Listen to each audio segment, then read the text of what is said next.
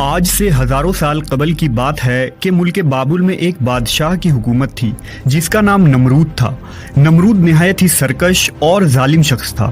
اس نے خدا ہونے کا جھوٹا دعویٰ کر رکھا تھا اور جو اسے خدا نہ مانتا اس پر بہت ظلم و ستم کرتا تھا۔ نمرود خود بت پرست تھا اور اپنی سلطنت میں بھی بت پرستی کی اشاعت کیا کرتا تھا۔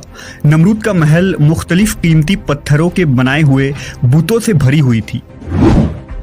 اللہ نے نمرود اور بابل کے لوگوں کی طرف حضرت ابراہیم علیہ السلام کو معبود فرمایا۔ آپ نے نمرود کو اللہ کی عبادت کی طرف بلایا، مگر نمرود کی جہالت، گمراہی اور بادشاہت کے غرور نے اسے اللہ کے انکار پر کھڑا کر دیا۔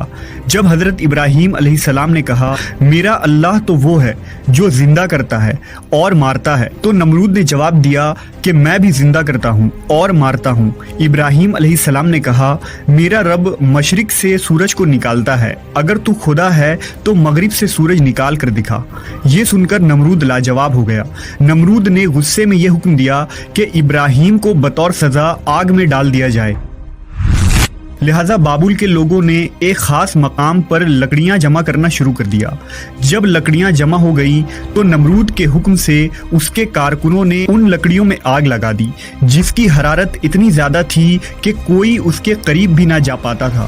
جب حضرت ابراہیم علیہ السلام کو اس جلتی ہوئی آگ میں پھینکا گیا تو اللہ کے حکم سے وہ آگ ٹھنڈا ہو گیا۔ جب نمرود کو یقین ہوا کہ آگ ابراہیم علیہ السلام کا کچھ بھی نہیں بگاڑ سکتی تو اس نے آپ کو آزاد کر دیا، مگر نمرود اور اہل بابل نے اس معجزے کے بعد بھی اللہ اور اس کے سچے پیغمبر پر ایمان نہ لایا۔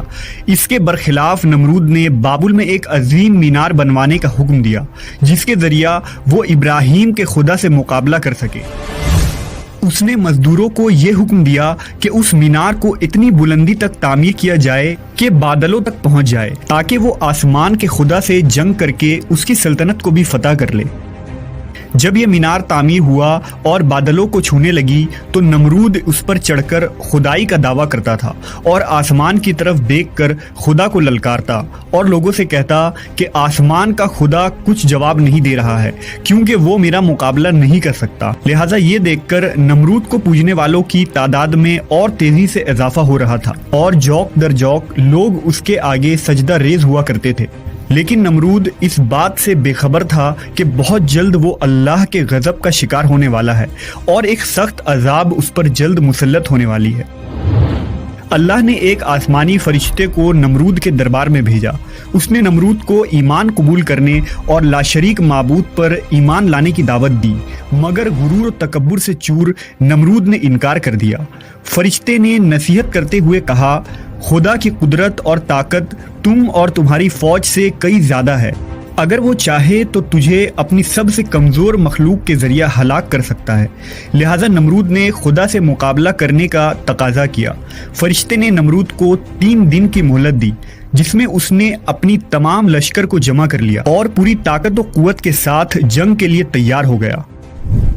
تیسرے دن کی صبح اللہ نے مچھروں کا ایک بڑا لشکر بھیجا جو تعداد میں اتنے زیادہ تھے کہ سورج کی روشنی نظر نہیں آتی تھی۔ یہ مچھر پورے بابل شہر میں پھیل گئے اور نمرود کی لشکر پر حملہ کر دیا۔